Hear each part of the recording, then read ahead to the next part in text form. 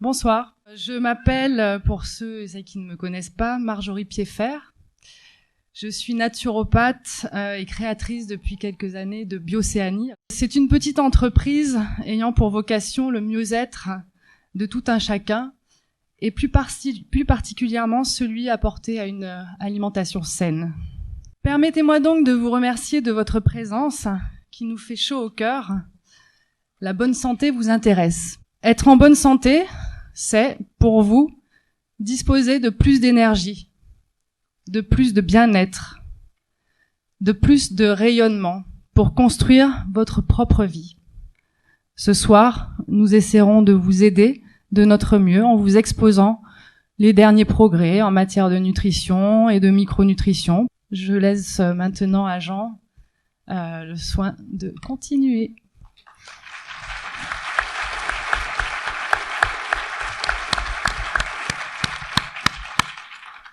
Bien, bonsoir à tous.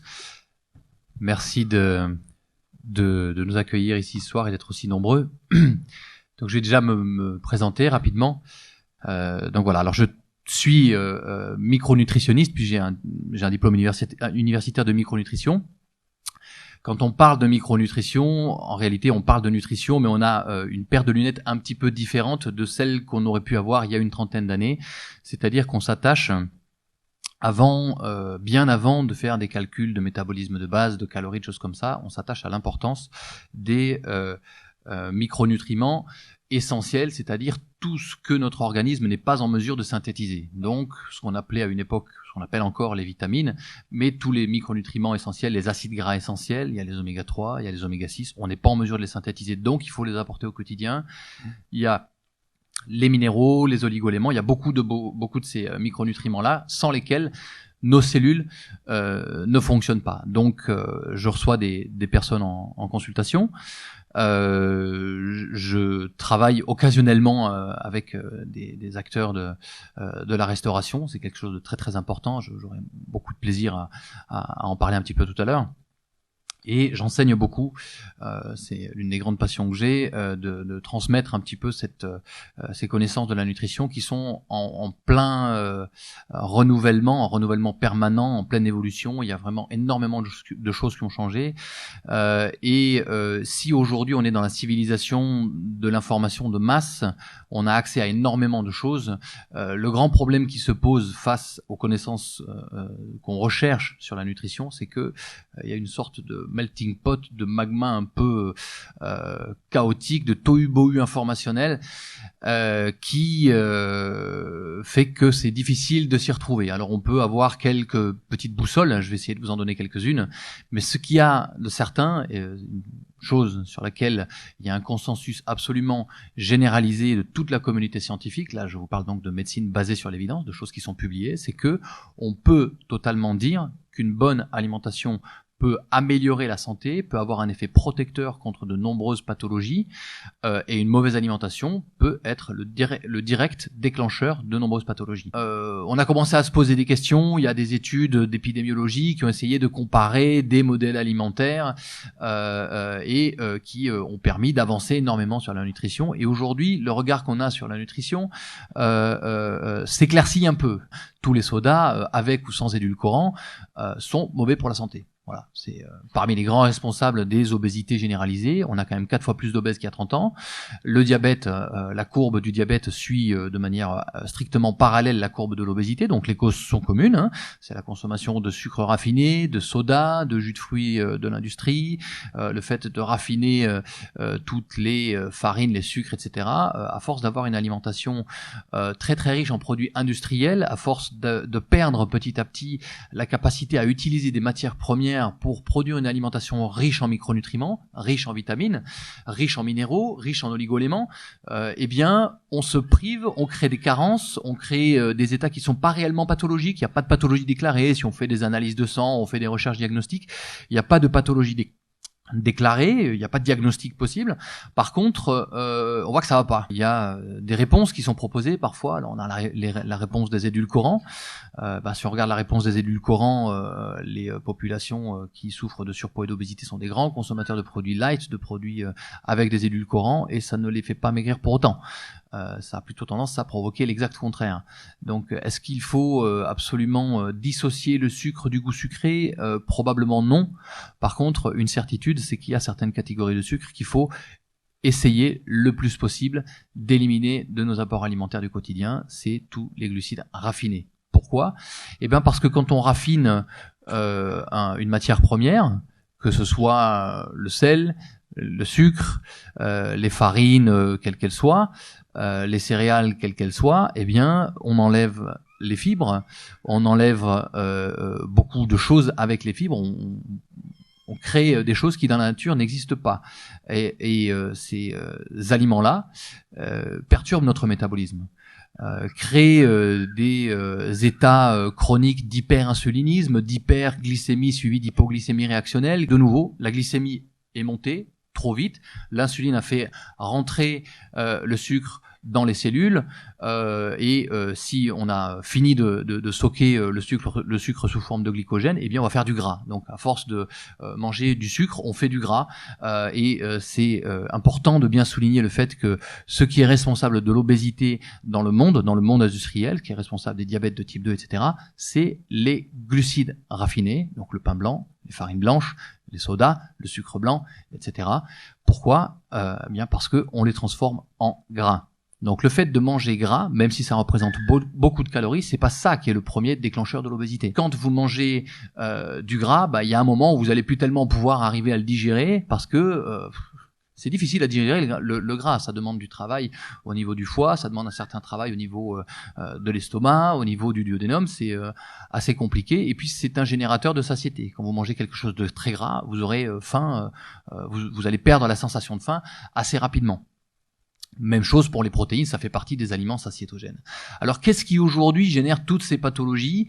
On a complètement changé de modèle alimentaire. Si on compare le modèle alimentaire traditionnel méditerranéen, qui a été vraiment étudié à fond dans les années 80, lors de la fameuse étude de Lyon, eh bien c'est un cas à part dans les annales de la science, puisque c'est la première fois dans toute l'histoire des publications scientifiques, qu'il y a un modèle alimentaire qui a été étudié à fond et sur lequel on a beaucoup de recul. C'est un modèle alimentaire qui est très riche en végétaux, qui est très riche en graisses polyinsaturées.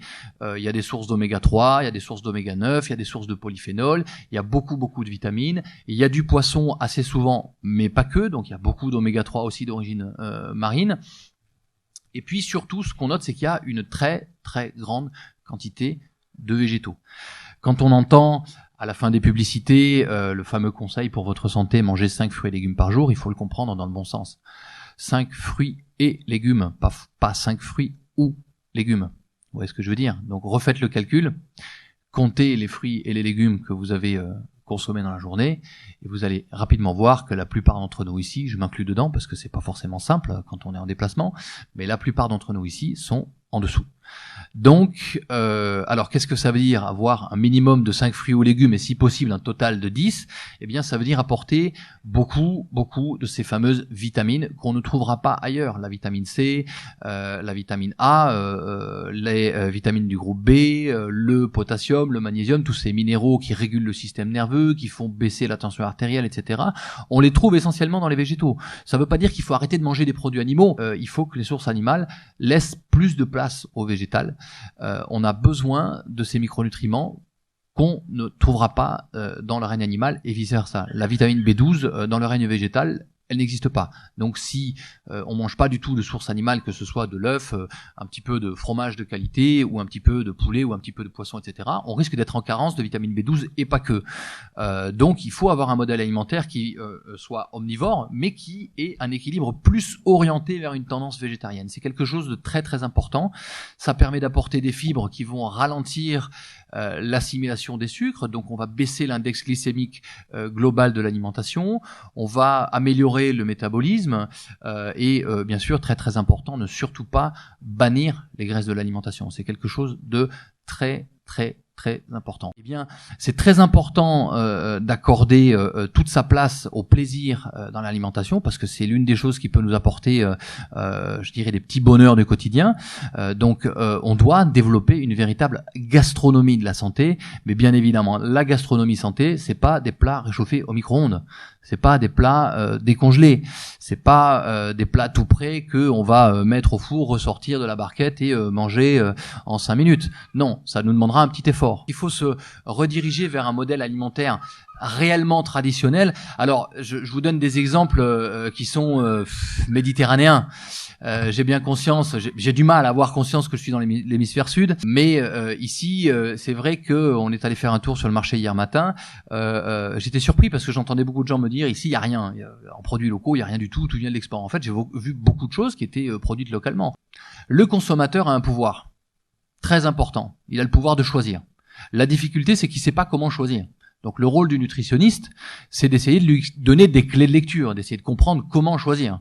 D'accord, ça c'est un petit peu plus compliqué. Mais à partir du moment où on a identifié un produit qui est mauvais parce qu'on a pris 30 secondes pour regarder l'étiquette, on sait que celui-là on le prendra pas. À partir du moment où on sait qu'un produit n'est pas de saison, qu'il n'a pas été cultivé de manière traditionnelle, mais qu'il a poussé en serre, qu'il n'a pas vu la lumière du jour, etc., ça fait partie des produits qu'on devrait essayer d'éviter. Même s'il a un label bio, c'est pas une question de bio, c'est une question de culture correcte, la plus proche, je dirais, du naturel possible, parce que c'est ces aliments-là qui contiennent le plus de ces micronutriments. Donc on a la possibilité de choisir à partir du moment où on va arrêter de choisir certains aliments comme les sodas, comme les laitages industriels, comme les sucres raffinés, comme les farines raffinées, etc. Même au fond des supermarchés, ils vont être obligés de changer ce qu'ils vont mettre dans les rayons. Faut y réfléchir à ça. C'est très très important de changer petit à petit notre approche de la préparation des repas, de se simplifier la vie, mais surtout de garder des fruits et des légumes en partie crus et le reste, quand on les cuit, peu cuit. Quand on cuit peu des légumes comme les carottes, comme les brocolis, etc., on fait ressortir un petit peu leur saveur douce, sucrée, un petit peu de fructose. Le fructose, c'est un glucide à index glycémique plutôt bas, donc qui ne nous rendra pas diabétiques. Je parle du fructose qui est présent dans les fruits, avec les fibres, etc. Il apporte un goût sucré, doux. Quand vous faites peu cuire les brocolis, c'est doux.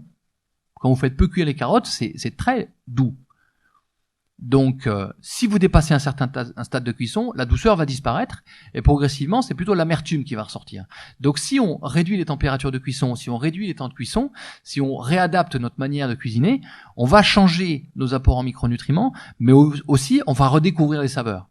Alors ces saveurs, on va les redécouvrir à travers des panels de fruits et de légumes les plus locaux possibles. C'est là qu'il faut essayer d'utiliser le plus possible des circuits courts, si possible des agricultures qui utilisent peu ou pas de pesticides, donc se diriger plutôt vers le raisonné que le conventionnel, ou plutôt vers le vrai biologique que le raisonné, etc. Il y a des choix à faire qui vont évoluer progressivement, et à chaque fois que vous choisirez plutôt les fruits et les légumes du voisin d'à côté qui travaille en permaculture, par exemple, qui a besoin d'aucun pesticide, d'aucun engrais, plus vous pousserez les autres agriculteurs à fonctionner de cette manière-là. Donc c'est à nous d'agir, chacun à son niveau, mais c'est à nous d'agir pour faire en sorte que les tout premiers acteurs de santé, c'est-à-dire les agriculteurs, donc je répète, les tout premiers acteurs de santé, c'est-à-dire les agriculteurs, changent leur manière de travailler pour nous apporter ce dont nous avons réellement besoin. Donc, à l'échelle domestique, le premier acte de santé, c'est ce choix qu'on va faire quand on va aller faire nos courses, c'est la manière qu'on aura de choisir nos matières premières. Donc, on a un pouvoir qu'il faut surtout pas sous-estimer. Il faut avoir un petit peu de constance. Ça va pas se faire en 2-3 jours, mais si toutes les personnes qui sont ici évitent, ne serait-ce que pendant un mois, d'acheter quelques sodas que ce soit, vous allez voir que ça va perturber les supermarchés. Donc, il y a des choses à mettre en place. Donc ces choix, on peut les poser. Donc premier acte de santé, et là c'est très important parce que chacun d'entre nous est le premier acteur de sa propre santé quand il va faire les courses. Je fais des courses, je remplis mes paniers d'abord avec des fruits, des légumes, des graines oléagineuses, donc les noix, les noisettes, les amandes, les oléagineux qui poussent ici, des huiles. très importantes. Les huiles, c'est des graisses polyinsaturées, elles sont vitales. Il y a une époque, encore maintenant, il y a quelques retardataires qui cherchent à diminuer l'apport calorique en réduisant la quantité de graisse dans l'alimentation. C'est absolument pas comme ça qu'il faut faire, parce que si vous supprimez les graisses de l'alimentation, vous allez les synthétiser à partir des sucres, et c'est pas des bonnes graisses qu'on va faire. Donc il vaut mieux manger gras, manger mieux gras, manger des bonnes graisses, donc manger avec de l'huile d'olive, de l'huile de colza, des noix, pourquoi pas de l'huile de noix, de l'huile de cameline, des huiles qui contiennent beaucoup d'oméga 3, en particulier parce qu'on est très carencé en oméga 3. Faut pas vilipender pour autant les oméga 6, faut trouver un équilibre entre les deux. Manger de la mayonnaise, ça c'est un vrai aliment santé, mais je parle de la mayonnaise faite maison. Pourquoi ? Parce que dans le jaune d'œuf, vous avez des lécithines, des phospholipides, vous avez des antioxydants, vous avez des acides aminés soufrés, vous avez des choses extraordinaires, et puis vous avez aussi un petit peu de cholestérol. C'est bon le cholestérol. Si vous n'avez pas de cholestérol, vous n'aurez pas d'hormones stéroïdes, vous n'aurez pas de désir, vous n'aurez pas de sexualité, vous n'aurez pas de reproduction, vous n'aurez pas d'enfants. Vous n'aurez pas de transmission des signaux entre les cellules, vous n'aurez pas de cortisol, vous n'aurez pas d'anti-inflammatoires endogènes. Il y a plein de choses qui sont dépendantes du cholestérol. Donc le problème qui se pose quand on a la grille de lecture traditionnelle et qu'on cherche absolument à supprimer les lipides, c'est que on est obligé de réduire en permanence l'apport calorique, parce que l'organisme, quand on le prive d'un certain apport calorique, il baisse son métabolisme de base, il se met en mode économie. Donc dès que vous recommencez à manger comme avant, vous allez prendre du poids plus rapidement et vous résistez à l'amincissement. Donc c'est pas la réduction de l'apport calorique qui est importante, c'est la redistribution de l'apport calorique. Normalement, on devrait arriver à redistribuer l'apport calorique en augmentant la part de graisse, en diminuant la part de féculents, de glucides raffinés, et manger plus de légumes, assaisonnés, abondamment, avec de l'huile de colza, de l'huile d'olive, mettez des graines. C'est important de manger des graines, ça apporte beaucoup de choses. Les noix, les noisettes, les amandes. Donc ça, c'est de la vraie nutrition santé, c'est de la vraie gastronomie santé. C'est des choses intéressantes. Il y a toute une série de modèles alimentaires qui ont été comparés au modèle méditerranéen. Alors on parle beaucoup de régime paléo, notamment le modèle alimentaire traditionnel d'Okinawa, qui est pas typiquement japonais, mais qui est issu de la Chine en réalité. En fait, quand on est dans le modèle alimentaire traditionnel d'Okinawa, eh bien, on a beaucoup de centenaires, on a une très grande longévité, avec une diminution de la qualité de vie qui est de l'ordre de moins, je me souviens plus exactement, je crois moins de 5 ans avant le décès. Donc, il faut être attentif à nos habitudes alimentaires sans pour autant générer des frustrations, mais plutôt chercher à rééquilibrer dans le bon sens. Donc, il y a des prises de conscience. J'essaie de vous mettre la puce à l'oreille sur des petites choses, et ces prises de conscience doivent nous pousser à chercher à remettre en valeur l'agriculture la plus locale possible. Il y a toute une agriculture traditionnelle kanak qui a certainement été perdue, qu'il faudrait essayer de faire revenir au goût du jour, parce que les Kanaks ont occupé, je crois, l'île, vous me corrigerez si je dis des bêtises, mais je crois il y a 3000, 5000 ans. Ça fait longtemps quand même. Et donc ils ont vécu pendant tout ce temps-là avec un parfait équilibre alimentaire entre le poisson, les végétaux, les légumes, etc. Et il y a fort à parier que le modèle traditionnel kanak avait été largement basé sur des oléagineux qu'ils trouvaient, de la cueillette, et puis des feuilles, des aromates, des choses comme ça, dont on a un petit peu perdu la notion. Donc ce serait particulièrement intéressant d'essayer de remettre en valeur ces choses-là, d'aller les redécouvrir et d'essayer de promouvoir une agriculture de ce type-là qui relance ces produits-là. Parce que à partir de ce moment-là, ça veut dire qu'on est en train de revenir vers les espèces endémiques, vers ce qu'on appellerait une sorte de phytosociologie locale. Donc les espèces endémiques, celles qui sont acclimatées. Donc on sait parfaitement qu'elles poussent bien, qu'elles ont poussé pendant des millénaires sans avoir besoin de Monsanto, de pesticides, d'engrais ou de quoi que ce soit.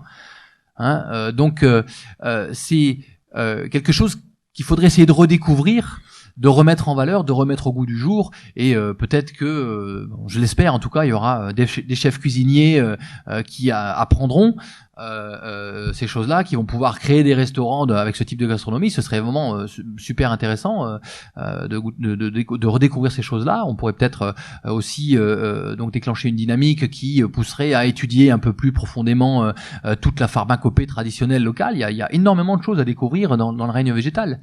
Donc ces choses-là, si on pouvait y revenir, ce serait certainement tout à fait bénéfique pour la santé de tous. Donc il y a une prise de conscience que j'essaie de vous proposer, j'essaie de vous mettre la puce à l'oreille sur toutes ces choses-là. Merci de votre attention.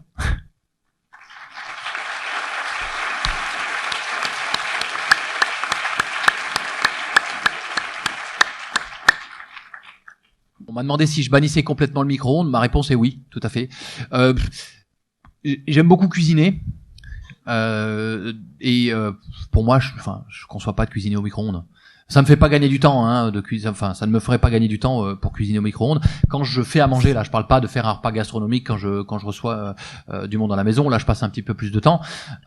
Mais quand je fais à manger au quotidien, en général, la préparation du repas me prend à peu près un quart d'heure, 20 minutes maximum. Oui, bonsoir. Bonsoir. Vous avez parlé de protéines animales et de protéines végétales. Oui. Est-ce que c'est la même assimilation par le corps? Est-ce qu'il y a des choses à faire et à ne pas faire? Alors, question vaste. Alors, est-ce que c'est la même assimilation? Non, pour une raison très simple, c'est que c'est pas la même taille de molécules, donc ça demande pas le même travail au niveau digestif. Quand on parle des protéines animales, c'est des macromolécules qui sont assez imposantes. L'une des plus imposantes, ça va être la caséine du lait. Les protéines végétales sont généralement plus digestes, génèrent moins d'acidose métabolique aussi, donc elles sont très intéressantes. Et puis, quand on parle des protéines végétales, des légumineuses, c'est en réalité les seuls véritables glucides lents.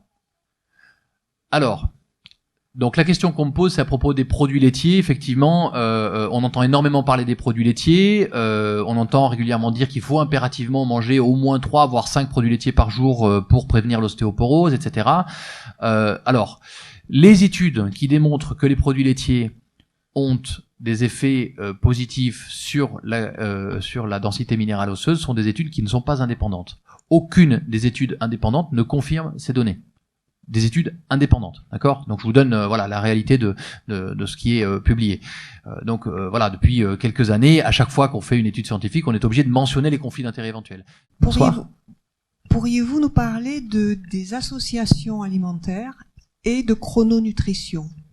Alors, plutôt que de parler de chrononutrition, je préfère parler de chronobiologie. Donc on sait par exemple qu'on a le pic du cortisol aux alentours de 6 heures du matin. On sait qu'il y a des enzymes qui ont une activité, un pic d'activité dans certaines périodes. On sait par exemple que les enzymes de synthèse du cholestérol ont un pic d'activité plutôt le matin.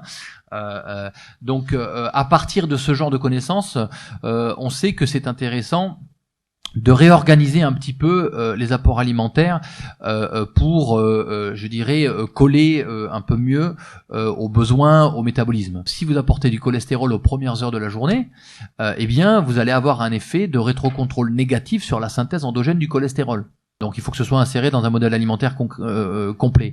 Changez votre alimentation. Le modèle alimentaire, c'est le modèle alimentaire qui est protecteur. C'est pas un aliment, c'est pas une substance active qui est anti-cancer, anti-ceci, anti-cela. Non, c'est un modèle alimentaire. Donc la chronobiologie nutritionnelle, c'est quelque chose de très intéressant. Est-ce que ça veut dire qu'il faut absolument dissocier, éviter impérativement tous les glucides le matin, les garder pour le soir, etc. Certainement pas. On n'a pas de raison de dissocier complètement les aliments. Je m'oppose totalement à tout régime, à tout régime dissocié. La dissociation alimentaire, c'est quelque chose qui va générer des troubles digestifs, des troubles du transit et qui va de toute façon générer des carences parce que dans chacun des grands groupes de macronutriments, donc les glucides, les lipides et les protides, il va y avoir de toute façon des apports importants. Donc les dissociations complètes, non, certainement pas. Par contre, manger plus de protéines et de graisses le matin, faire un vrai repas le matin et garder plutôt les glucides et les féculents plutôt pour le soir et un petit peu pour le repas de midi, effectivement, ça fait partie des recommandations de la chronobiologie nutritionnelle qui sont assez intéressantes. Aujourd'hui, on sait que le sel, c'est pas bon. Malheureusement, on est bien habitué au sel et j'aimerais savoir qu'est-ce qu'il faudrait utiliser à la place du sel, s'il y a d'autres moyens pour saler les plats. Alors, petite correction. On sait que le sel n'est pas bon, c'est pas exactement ça. On sait que l'excès de sodium est mauvais pour la santé, augmente la pression artérielle, etc. Donc, on a aujourd'hui besoin de diminuer considérablement la quantité de sel. Mais ce qu'il faut bien savoir, c'est que dans le sel, ce qui nous pose problème, c'est le sodium. Le fait d'avoir trop de sodium, c'est mauvais pour la santé. À quoi est-ce qu'il nous sert le sodium ? Il nous sert à amplifier les goûts. C'est un exhausteur de goût naturel. Donc peu importe que ce soit du chlorure de sodium ou du glutamate de sodium, c'est le sodium qui va avoir un effet exhausteur du goût. Donc première chose, essayer de diminuer la quantité de sel. Ça peut se faire comment ? En utilisant davantage de graisse, parce que si le sodium est un exhausteur de goût, les graisses sont des vecteurs du goût. Quand vous mangez une alimentation plus grasse, elle est plus savoureuse, elle a plus de rondeur, c'est vraiment quelque chose d'important. Donc intégrer plus de graisse dans l'alimentation, ça marche, c'est bien. Ensuite, utiliser des cuissons qui permettent de mieux conserver les goûts aussi, c'est un autre truc important. Donc à partir de là, on va moins éprouver le besoin de mettre du sel, mais c'est sûr que du sel, il faut en consommer beaucoup moins. Ensuite, une autre chose intéressante, c'est il faudrait arrêter d'utiliser du sel raffiné et utiliser plutôt du sel complet. Oui, moi je voulais poser une question concernant la nouvelle mode des extracteurs de jus, parce que j'en ai discuté avec un thérapeute qui m'a dit chronique d'une catastrophe sanitaire annoncée. Donc je voulais savoir votre sentiment. Alors qu'est-ce qu'il fait ce brave thérapeute ? Il est homéopathe. Homéopathe. Médecin ? Oui. D'accord. Je suis pas tellement de son avis. Pourquoi est-ce qu'il dit que c'est une catastrophe annoncée ? Parce qu'il dit que comme on n'apporte aucune fibre, il n'y a plus de régulation de la glycémie. Je comprends. Alors, très important. Là-dessus, il a raison. Manger des fruits et légumes entiers, c'est indispensable. Extraire les jus, c'est intéressant si on veut donner ça en plus. Mais l'extracteur de jus pour avoir comme seul apport de fruits et légumes, c'est non. C'est clair que ça va être une catastrophe sanitaire. Là-dessus, il a raison. Alors, on va laisser la parole à Gabriel, donc le président de Neo Food. Bonsoir à tout le monde. Moi, c'est Gabi. Je suis restaurateur et cuisinier.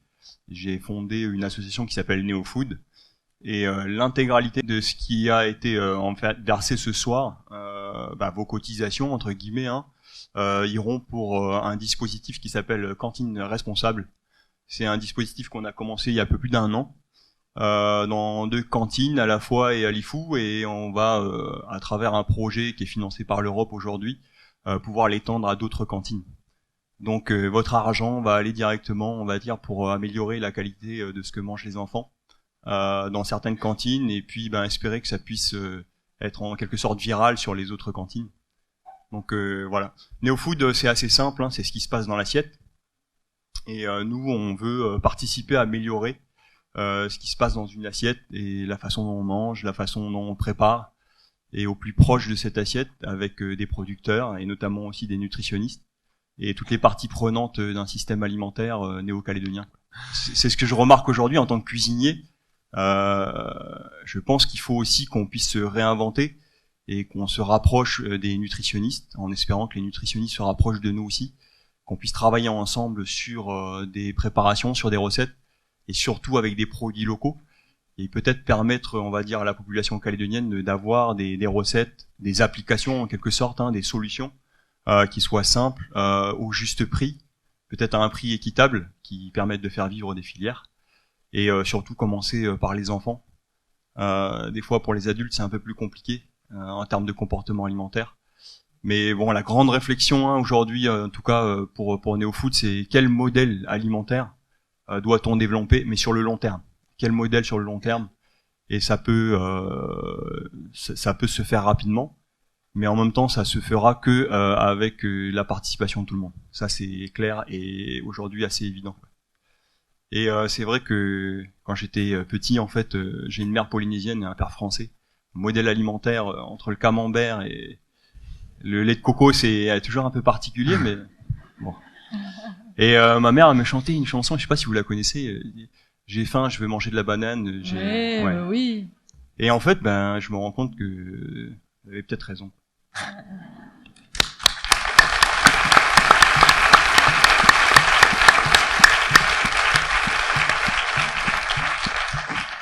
Bonsoir, donc moi je m'appelle Hélène, je travaille pour l'association qui s'appelle Bio-Calédonia. Donc c'est assez difficile de faire en quelques minutes soit des commentaires sur ce qui nous a été dit, enfin en tout cas de présenter notre travail. Nous, on est l'association calédonienne de certification en agriculture biologique. Donc on délivre un label qui s'appelle BioPacifica sur les producteurs qui respectent un cahier des charges international. En fait, c'est la norme océanienne d'agriculture biologique, donc qui est appliquée dans tous les territoires du Pacifique. On est relativement confidentiel encore en termes de production à l'échelle du territoire. Maintenant, on n'est pas toujours très visible parce que on promeut des voies de commercialisation plutôt directes. Donc, on a un certain nombre de producteurs qui fonctionnent avec des paniers. On a bien sûr un travail avec les anciennes spécialisées en bio et aussi via une stalle au marché de Moselle qui propose des produits bio. Donc, je vous parle plutôt de ces aspects de commercialisation parce que j'imagine que c'est aussi ce qui vous intéresse. Et puis après, peut-être rajouter aussi, oui, que sur tout ce qui est agriculture traditionnelle, effectivement, nous, on a quand même un bon nombre de producteurs Canac qui sont certifiés parce que selon certaines pratiques, c'est toujours plus facile de se faire certifier quand on n'a utilisé aucun entrant chimique, même si c'est pas suffisant. Voilà, donc après, ce qui peut être intéressant pour ceux qui nous connaissent pas, c'est qu'on est un système donc on appelle participatif de garantie, où tous nos adhérents participent au processus de certification, donc les consommateurs, donc des gens comme vous et moi, et les producteurs engagés dans la démarche, donc selon bien sûr un processus très défini. Merci. Voilà.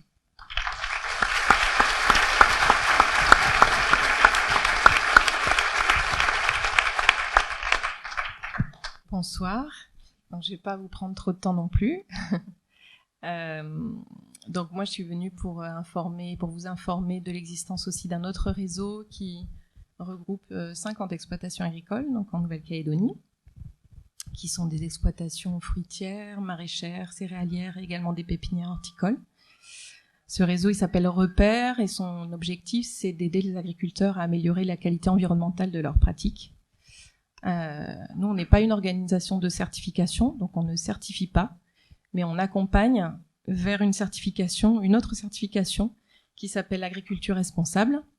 Alors, l'agriculture responsable, c'est pas une marque privée, en fait, c'est un signe de qualité officiel en Nouvelle-Calédonie. En fait, il y a un dispositif sur les signes de qualité qui a été créé en Nouvelle-Calédonie, qui regroupe plusieurs signes de qualité. Alors, vous connaissez peut-être plus le dispositif métropolitain qui est label rouge, le logo AB, etc., les AOC, etc.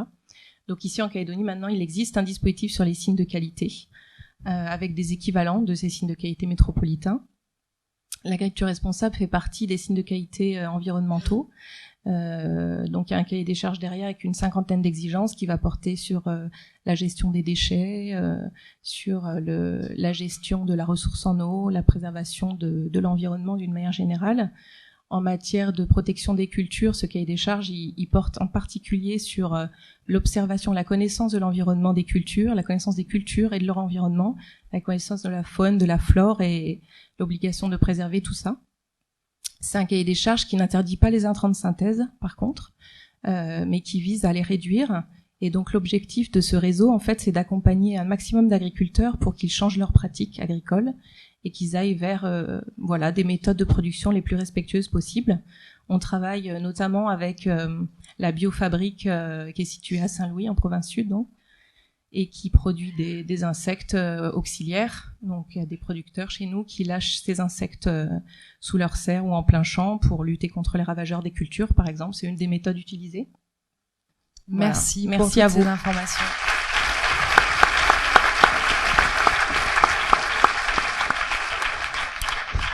Bonsoir, Laurent Cochefer, je suis l'animateur du groupement des agriculteurs biologiques de Nouvelle-Calédonie, GABNC. N'oubliez pas le A, sinon c'est plus la même entreprise.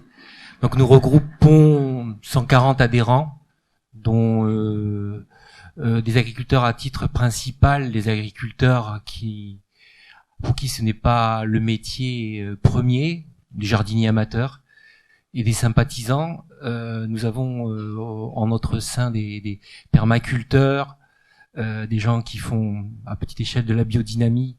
On est on représente des agriculteurs qui sont dans la démarche de produire en agriculture biologique avec ou sans label. Et notre cœur de métier, pour finir, c'est vraiment l'accompagnement technique des producteurs. Et nous misons fortement sur la transmission de savoir-faire entre professionnels. L'agriculture, ça s'apprend pas que dans les livres, et on a des agriculteurs référents dans plusieurs filières qui transmettent à des gens qui sont agriculteurs ou jardiniers amateurs, et on leur apprend, on démystifie l'agriculture biologique. Et concrètement, tous les mois, on fait des rencontres ouvertes au grand public, et on espère attirer un maximum de professionnels. On appelle ça des rencontres autour de l'agriculture biologique, qui permettent à un professionnel sur sa ferme de parler de ses pratiques et de transmettre ce qu'il sait faire. Je vous remercie.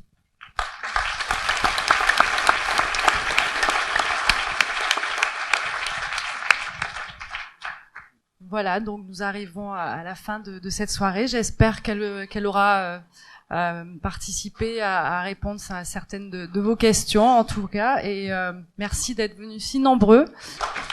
Et à très bientôt pour d'autres rencontres, parce qu'on ne va pas s'arrêter là. Voilà. Un grand merci pour votre accueil très chaleureux, pour votre belle île.